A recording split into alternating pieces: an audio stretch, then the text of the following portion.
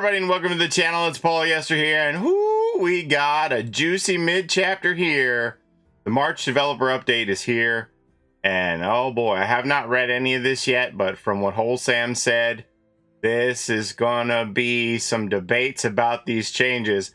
And those people who have been commenting on my YouTube recently, saying that Dead by Daylight is only catering to the survivors, well...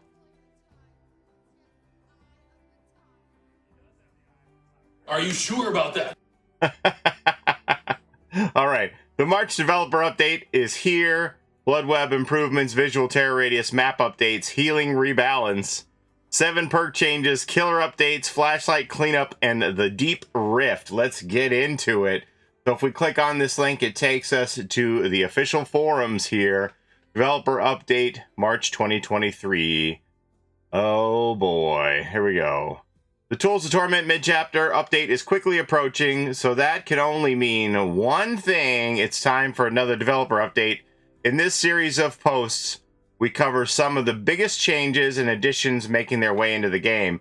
In this edition, we'll dive into various quality of life and accessibility improvements, as well as an extensive list of balance adjustments. Without further ado, let's kick things off with a highly requested feature. Okay, so this is going to be the bloodweb changes. Bloodweb improvements.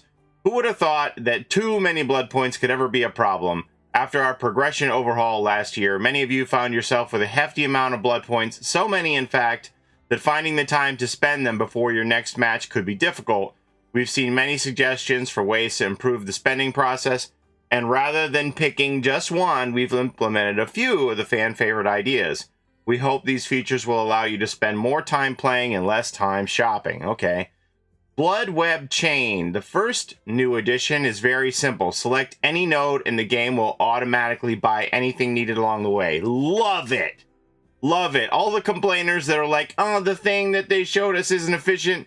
This is the thing. You see a Bloody Party streamer, you want to go for that, click that, and the entity will figure out the way to buy to get you there. This allows you to purchase multiple nodes with a single button press and ensure that you can get exactly what you want. Love it.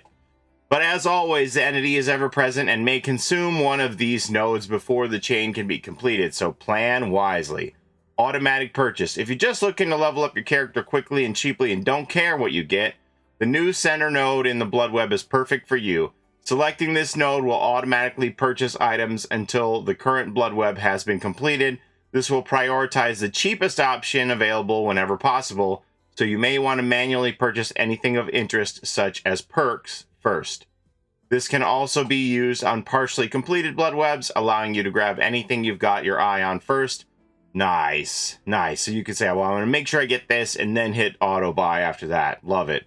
To ensure that players familiarize themselves with the contents in a bloodweb, this button will only appear once the character has been prestiged for the first time. All right. Got it. Got it. Nice. Press to play. What is this? By default, you need to hold the button to purchase a node. While this can help prevent misclicks, sometimes you want to watch the blood points fly from your pockets at an alarming rate. This new option is for you. When enabled, pressing a node will immediately purchase it. This can be used in conjunction with other options mentioned above to further speed up the spending process. Amazing. I already love this mid-chapter. Okay, here we go. Next, the visual terror radius. The terror radius is an integral part of the game, both warning survivors about the approaching killer and activating multiple perks. This can make things difficult for our deaf or hard of hearing players since there's no visual representation of the terror radius strength, forcing them to use perks which work in the terror radius as an alternative. This is, of course, not ideal. We'd like everyone to be able to use the perks they'd like and not be forced to use one to have access to a core part of the game. But we have some good news. A visual terror radius option is here. When enabled in the accessibility options, a heart will appear in your survivor's chest whenever the killer's terror radius can be heard. Lullabies will also appear as a haze in their chest. So that's Trickster, Huntress, and Freddy. This heart will become more vibrant and beat more intensely the closer the killer comes. If your character is ever off screen, an indicator will appear in the terror if the terror radius is heard, signaling that you should look at your character to see the current state of the terror radius visual feedback. For those who may need it, this heart will also be affected by color blindness settings to ensure that it's adequately visible. So you'll be able to change the color of the heart with the colorblind settings too. Interesting. So this option is, optional, as it would suggest, and it comes default turned off. So you have to go seek it out to turn it on. So if you don't like this at all, it's not going to be thrust upon you. It's going to be off in default state, and you have to go turn it on manually. Oh, here we go. Here's what the color blindness settings look like for the heart. That's cool. Nice. This option will not provide a competitive advantage compared to the usual audio terror radius, and will respect any terror radius perks, add-ons, and powers. So one thing that was suggested to me is we have so many different specific terror radius sounds for a lot of the original killers now. So you might not be as familiar with their terror radius sounds, being able to judge how close they are with their unique terror radius music. So you might want to turn this on and try it and see if it helps you determine how close a killer is if you're not super familiar with their specific terror radius. Anyway, moving on. Autohaven Wreckers map updates. This update will feature balanced updates to 2 Autohaven Wreckers maps, namely the Blood Lodge and Gas Heaven. Blood Lodge. Blood Lodge can be a bit of a mixed bag. Depending on how the map generates, there can be plenty of safe pallets near the center, or very few, creating either a very safe area or a dead zone. This area also has very few line of sight blockers, which can make it difficult for stealth killers to sneak up on survivors. Around the edge of the map, on the other hand, features several maze tiles, high walls with a pallet and/or window. Clever survivors can combine these tiles to create stronger loops, making them very difficult to catch. To remedy this, we're making significant layout changes to this map. The Blood Lodge itself will now appear closer to the center of the map, breaking up line of sight and separating some of these safer loops. These maze tiles have also been separated from one another, making it more difficult to combine them together. No more chaining tiles. Oh boy. That's your new Blood Lodge. Cool. Gas Heaven. Gas Heaven features unique car piles which stretch several tiles long. These special tiles can get in the way of gameplay, however, making it difficult to traverse the map. Chasing a survivor around these walls of cars can also waste a lot of time if they start the chase with a significant lead. Going forward, these car piles will be broken up into smaller single tile chunks. These car piles will also feature potential spawn locations for pallets, helping reduce the potential for dead zones to appear. As long as we can still get our junkyard sandwiches. Yeah, I feel like Gas Heaven is a super safe survivor map, so not entirely surprised at the changes here. The Gas Heaven gas station itself has also been moved closer to the center of the map. That's why we saw, like in that little sneak, the tip about yanking Fengmin out of the locker. You could see well beyond the back of the gas station. So that makes sense. Since this makes buildings much easier to get to from anywhere on the map, we've reviewed its spawning rules to prevent strong combinations of windows from spawning and adjusting its pallet locations. Very interesting. Throughout the realm, some of these changes will spill over into the remaining Autohaven Wreckers maps, including the new edge tiles, smaller tiles that run along the map's boundaries, some of which include new gameplay, such as possible pallet spawn locations. Healing. Okay, buckle up, everybody. What is this? Healing. There's no better way to avoid being put on a hook than healing your injuries. Even if the killer is relentless, an extra health state can buy your team more time to work on generators. Having easy access to quick and plentiful heals can cause problems, particularly for highly skilled survivors who can evade the killer from quite some time. An emergency medkit alone can heal the damage done after a long chase in roughly 10 seconds. This doesn't even begin to factor in all sorts of perks and add-ons which can speed up healing even further and grant more heals before your medkit is depleted. For killers, this means that any chase that doesn't end with a hook, even if they manage to damage a survivor, can be completely undone in a matter of seconds. Keeping survivors injured and switching targets are often wise decisions, and with this in mind, we have a few changes in store for healing to make this more practical. First, healing will now take 24 seconds by default. Does that mean it's like 48 seconds for self-care now? Healing will take 24 seconds by default. It was previously 16 seconds. This will make each hit more impactful, ensuring that survivors need to spend longer to heal their wounds. Second, we have rebalanced medkits across the board. All medkits will now have 24 charges by default, allowing one heal before they are depleted. The different rarities of medkits are as follows. The Camping Aid medkit, the common one, increases the altruistic healing speed by 20%. It was 25%.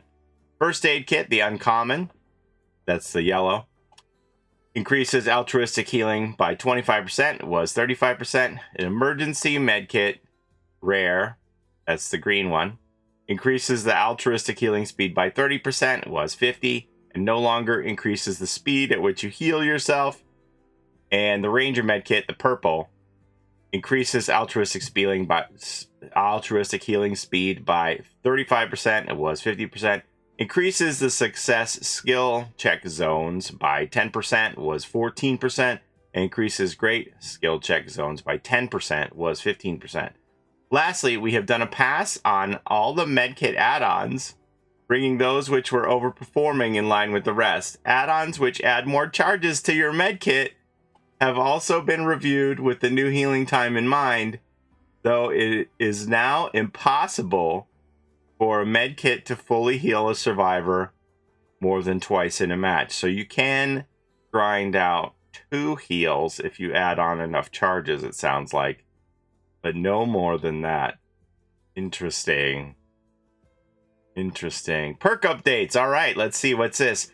Moving on to perks, we have a bundle of tweaks for this update targeting both meta and non-meta options. Gearhead.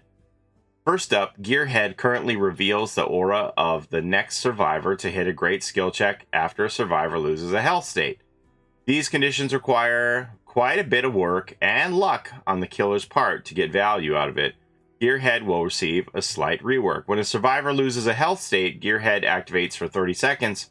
While active, any survivor who hits a good skill check will have their aura revealed for up to 8 seconds. So before it was a great, now it's just any good skill check. This allows Gearhead to potentially provide information multiple times for each hook. Killers who efficiently catch survivors will be able to keep Gearhead activated for a good portion of the match. Sounds like my distortion isn't going anywhere anytime soon. Overzealous. Overzealous grants a repair speed bonus when cleansing a totem and a larger bonus when cleansing a hex totem. Little did we know the skirmishes this would cause between the boon lovers out there. Moving forward, Overzealous will also activate when blessing a totem in addition to cleansing. That's pretty cool. We've also slightly increased the bonus to up to 10%, up from 8%. That's a nice change to Overzealous. Cool. Scourge Hook Pain Resonance. This perk has gradually found its way back into the meta. To address this, we have given Scourge Hook Pain Resonance a slight rework. This perk starts with 4 tokens the first time each survivor is hooked on a Scourge Hook. The generator with the most progress will explode and lose progress. We've also reduced the difference between different tiers of the perk, now up to 15%. That's pretty cool. So if you hook the same person twice, you aren't going to get Scourge Hook value. Huh. That's interesting. You're only going to get 4 Scourge Hook values per match if you hook all 4 survivors. That's pretty interesting. Okay. Dead Hard. Here we go. Though Dead Hard initially fell from grace after the 6.1 update, it has steadily climbed back to being one of the most prominent survivor perks. Dead Hard already requires some precision to use, and further reducing the invulnerability window would make it far too unreliable and frustrating. Therefore, Dead Hard has also received a slight rework. Dead Hard will activate after safely unhooking a survivor. When activated, press the active ability button while injured and running to gain the endurance status effect for half a second, then become exhausted. Dead Hard will deactivate when it successfully protects the user from damage. This will put a damper on how often Dead Hard can be used, keeping it as a powerful reward for survivors who have earned it. So you can't get in chase with the first survivor and have them use Dead Hard because they will not have unhooked anyone. So presumably you can use this perk more than once, assuming that you safely unhook survivors. Interesting. Between the healing, the medkit changes, the healing changes, and the Dead Hard, I think killers are doing okay here. Call of Brine. Call of Brine quickly rose in popularity following the meta shakeup last year, granting a large increase to the regression rate of generators. It's not uncommon for a generator to fully regress once a survivor is chased away. To tone down its power, we have reduced the additional regression speed to up to 125%. Was 200%. That's a significant nerf there.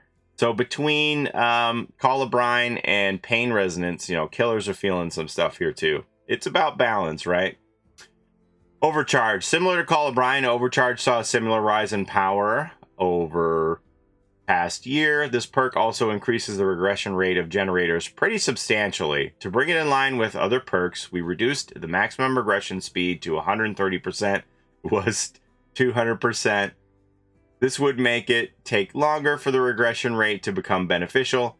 So at the same time, we've increased the starting regression speed to 85% to help offset this. Additionally, the penalty for missing the special skill check has been reduced to 4% from 5%. Okay, Circle of Healing. What is this? What is happening to our game?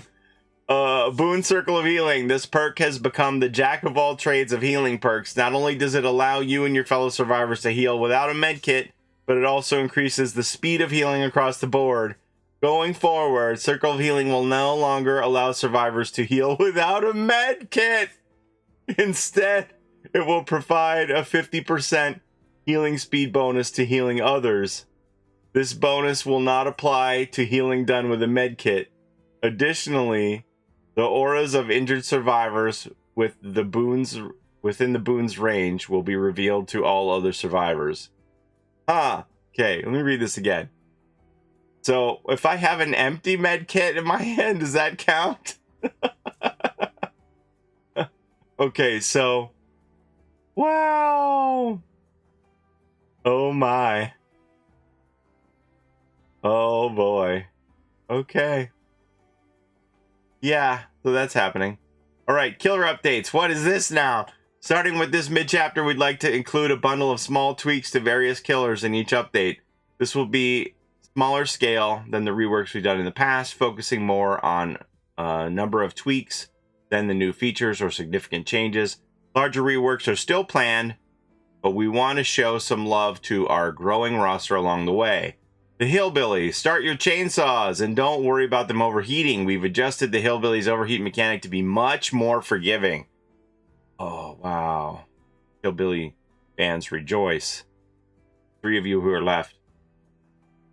The amount of heat generated from both starting to rev and continuing to rev your chainsaw has been dramatically reduced, making the overheat mechanic almost a non-factor when used in loops and over short distances, much akin to how you used to play. Just as before, heat will begin to dissipate as soon as the chainsaw sprint ends, meaning most of the heat generated from a short sprint will already be gone by the time your chainsaw is ready for another attack.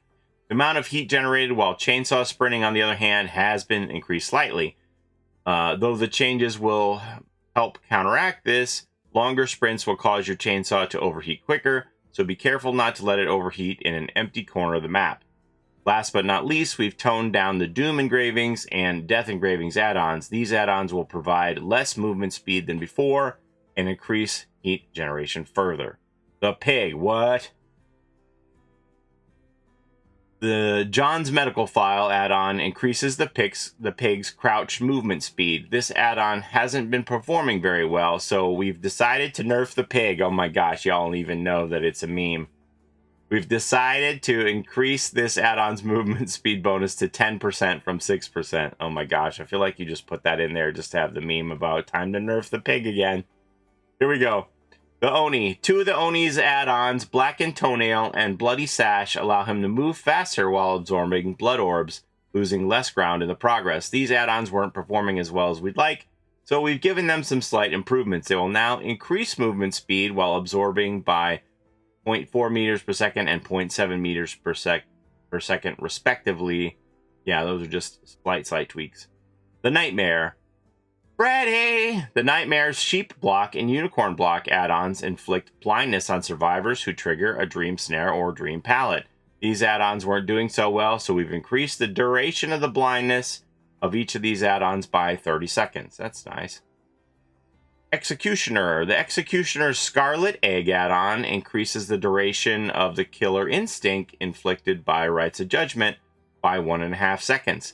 This doesn't provide much value since Killer Instinct only updates its position periodically, so to make it more meaningful, we've increased the bonus to 3 seconds. And the Clown. Redhead's Pinky Finger add-on can be incredibly powerful, allowing the Clown to instantly down a survivor after hitting them directly with a bottle. We've previously toned this add-on down by reducing the maximum number of bottles the Clown can hold, but it seems like this downside was not enough to bring it in line with other ultra-rare add-ons.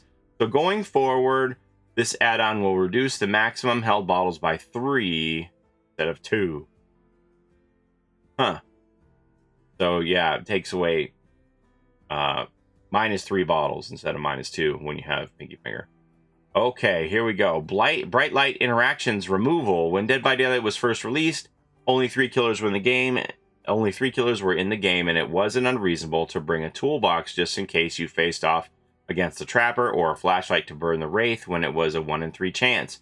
But as the killer roster has grown, these mechanics have started to feel out of place.